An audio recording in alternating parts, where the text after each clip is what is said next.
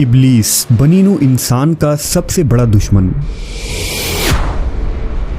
جس نے اپنے ساتھیوں اور پورے خاندان کو اس کام پر لگا رکھا ہے کہ آدم کی اولاد کو قیامت کے دن ناکام کر دے۔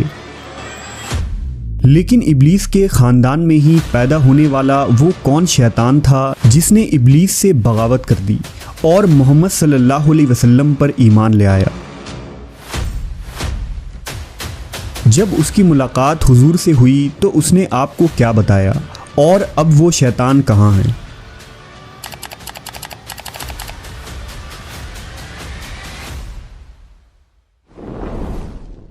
اللہ تبارک و تعالیٰ نے انسان کو مٹی اور جنات کو آگ سے پیدا فرمایا۔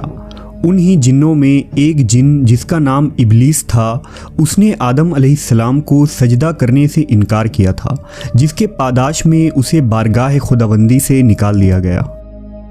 ابلیس نے تا قیامت بنی آدم کو گمراہ کرنے کی قسم اٹھائی، اور اس طرح انسان اور ابلیس کی یہ تاریخی جنگ آج تک جاری ہے۔ دراصل قوم جنات کی تخلیق حضرت آدم علیہ السلام سے کئی ہزاروں سال پہلے ہی کی جا چکی تھی۔ ابلیس جو کہ قوم جنات کا ایک فرد تھا، اسے بھی اللہ نے انسانوں کی طرح شعور اور نسل بڑھانے کی قوت بخشی تھی۔ بعض شیاطین ایسے تھے کہ جن کو اللہ نے جوڑوں میں پیدا کیا تھا، اور جس طرح انسانوں میں مرد و عورت کے ملاپ سے بچے ہوتے ہیں، اسی طرح شیطانوں کے اندر شیاطین جن اور شیاطین جنی کے ملاپ سے شیاطین بچوں نے جنم لیا۔ لہٰذا ابلیس کے اقربا، ساتھی اور اس کی اولادوں میں بھی وقت کے ساتھ اضافہ ہوتا چلا گیا، اور لشکر ابلیس بنی نوع انسان کو گمراہ کرنے کے لیے اس زمین پر پھیل گئی۔ ابلیس کے مختلف بیٹے اور پوتے مختلف کاموں پر مامور ہو گئے۔ ان میں کوئی انسانوں میں زناکاری کو عام کرتا ہے، کچھ شیاطین لوگوں میں فتنہ و فساد پھیلاتے ہیں، تو کچھ انسانوں کو آپس میں لڑواتے ہیں۔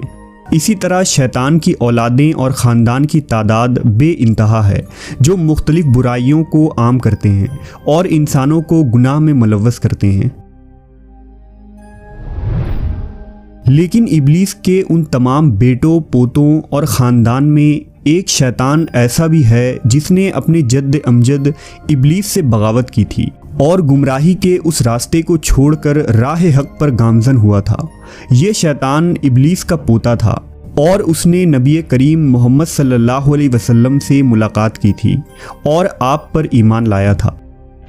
اس متعلق احادیث اور تاریخ کی مختلف کتابوں میں ایک مشہور واقعہ بیان ہوا ہے، جو کچھ یوں ہے۔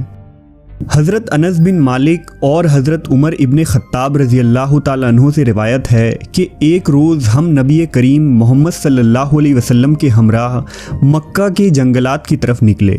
ہم تہامہ پہاڑوں کے ایک پہاڑ پر بیٹھے تھے کہ ایک بوڑھا شخص نمودار ہوا جو اپنی لاٹھی کے سہارے چل رہا تھا۔ اس نے حضور کو سلام کیا۔ آپ صلی اللہ علیہ وسلم نے سلام کا جواب دیا اور فرمایا، یہ بوڑھا اپنی چال ڈھال اور آواز سے جن معلوم ہوتا ہے۔ اس بوڑھے نے کہا، جی ہاں، آپ کا اندازہ صحیح ہے۔ آپ صلی اللہ علیہ وسلم نے اس سے دریافت کیا کہ تو کون ہے اور تیرا تعلق جنوں کے کس گروہ سے ہے؟ اس نے کہا، میرا نام حامہ ہے، میں ہیم کا بیٹا ہوں جو لاقیس کا بیٹا ہے، اور لاقیس ابلیس کا بیٹا ہے۔ اس پر نبی صلی اللہ علیہ وسلم نے فرمایا، گویا تیرے اور ابلیس کے درمیان صرف 2 پشتوں کا فاصلہ ہے۔ اس نے کہا، ہاں، آپ نے درست کہا۔ پھر آپ صلی اللہ علیہ وسلم نے اس سے دریافت کیا کہ تیری عمر کتنی ہے؟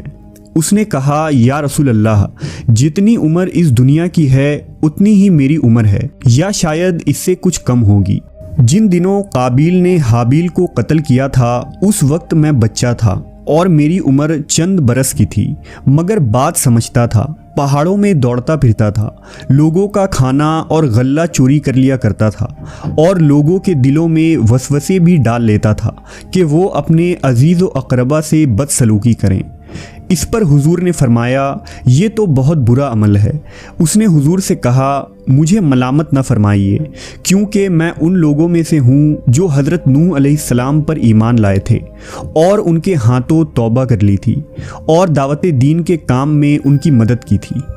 یہاں تک کہ میں 1 سال تک حضرت نوح کے ساتھ ان کے مسجد میں رہا ہوں۔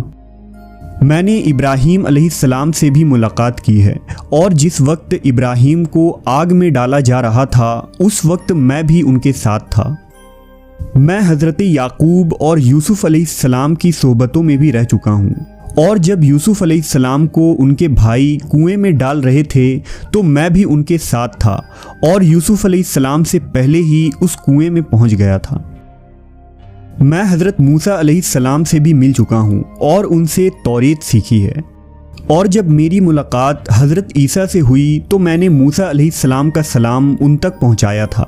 حضرت عیسیٰ علیہ السلام نے مجھے انجیل سکھایا تھا، اور اے نبیوں کے سردار حضرت عیسیٰ علیہ السلام نے فرمایا تھا کہ اگر تم محمد الرسول اللہ سے ملاقات کرو تو میرا سلام ان کو پہنچانا۔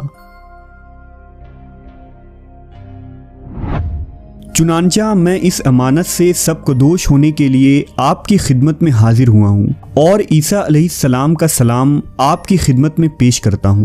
نبی صلی اللہ علیہ وسلم نے فرمایا، عیسیٰ پر سلام ہو، اور اے حامہ امانت پہنچانے کی وجہ سے تجھ پر بھی سلام ہو۔ پھر حامہ نے کہا، اللہ کی قسم میں بہت شرمندہ ہوں، اور میں اللہ کی پناہ مانگتا ہوں اس بات سے کہ میں کافر رہوں۔ پھر اس نے کہا کہ میں آپ پر ایمان لاتا ہوں۔ اس کے بعد وہ جن اتنا رویا کہ صحابہ کرام بھی رونے لگے۔ پھر اس نے کہا، آپ مجھے قرآن سکھا دیجئے۔ چنانچہ نبی صلی اللہ علیہ وسلم نے اس جن کو قرآن کی تعلیم دی، اور اس کو سورہ واقعہ، سورہ مرسلات، سورہ الشمس، موعظتین اور قل هو اللہ احد سکھلائیں۔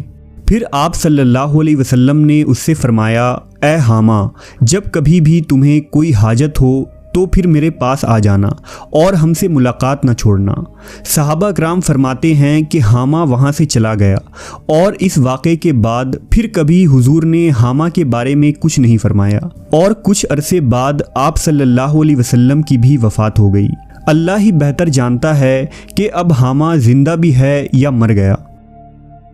ایک روایت میں حضرت عائشہ رضی اللہ تعالی عنہ سے منقول ہے کہ رسول اللہ صلی اللہ علیہ وسلم نے فرمایا، حامہ جنت میں ہیں۔ بلا شبہ اللہ جسے چاہتا ہے ہدایت دیتا ہے۔